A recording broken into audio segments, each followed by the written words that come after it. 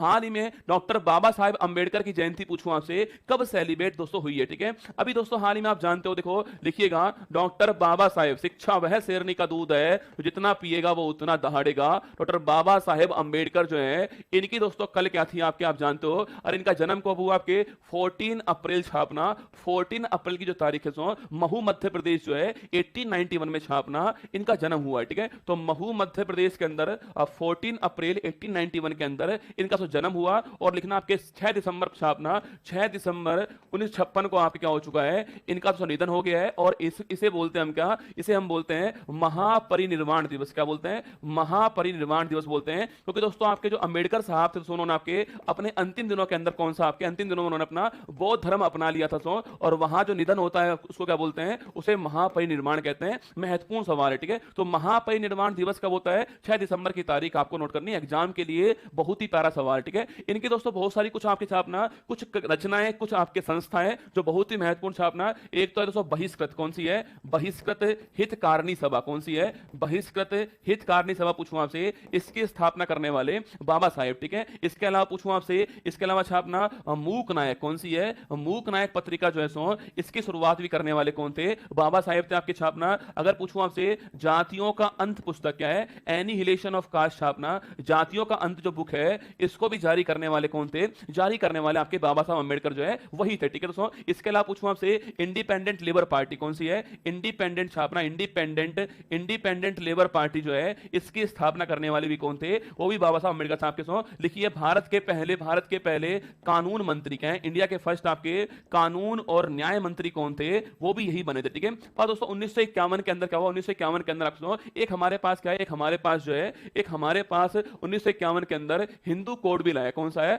Hindu code bill आ गया दोस्तों आपके। और इस बिल का विरोध करने वाले कौन थे, इस बिल का विरोध करने वाले अंबेडकर साहब थे। और इस बिल के बाद में क्या, इस बिल के बाद में इन्होंने दोस्तों क्या किया, इन्होंने अपने पद से कर दिया, इन्होंने अपने पद से इस्तीफा दे दिया और उसके बाद में जो है वो बौद्ध धर्म अपना लिया। ये भी आपको ध्यान रखना है, ठीक है। पद से इस्तीफा दिया किसके कारण, आपके हिंदू कोड बिल के कारण क्या, ये भी आपको छापना है। इसके अलावा दोस्तों आपके, इसके अलावा बड़ी महत्वपूर्ण बात ये दोस्तों इनकी, आपके बड़ी महत्वपूर्ण बात ये है कि आर्टिकल 232 जो है उसको उन्होंने संविधान की आत्मा कहा। लिखिएगा, इन्होंने जो आर्टिकल 232 जो है इसको क्या बोला है, इसे इन्होंने क्या बोला, संविधान की आत्मा का है। और कहने का कारण क्या सो, इन्होंने ये कहा दोस्तों कि आपके जो आर्टिकल 32 है जिसमें क्या है, जिसमें संवैधानिक उपचारों का अधिकार क्या है, जिसमें संवैधानिक उपचारों का अधिकार होता है। मतलब दोस्तों अगर आपके मान लो दोस्तों आपको हमने 6 मौलिक अधिकार दिए और आपके जो मौलिक अधिकार उनका पालन नहीं हो रहा है, ठीक है, उनका पालन नहीं हो रहा है, कोई उल्लंघन कर रहा है, तो आप कहां जाओगे, आप सुप्रीम कोर्ट में जाओगे, आप हाई कोर्ट में जाओगे। और आर्टिकल 232 से आप सुप्रीम कोर्ट में जाने वाले हो और सुप्रीम कोर्ट आपके अधिकारों को वापस दिलवाने की गारंटी आपको देने वाला है, ठीक है। तो ये मैंने कहा आपसे आर्टिकल 32 जो है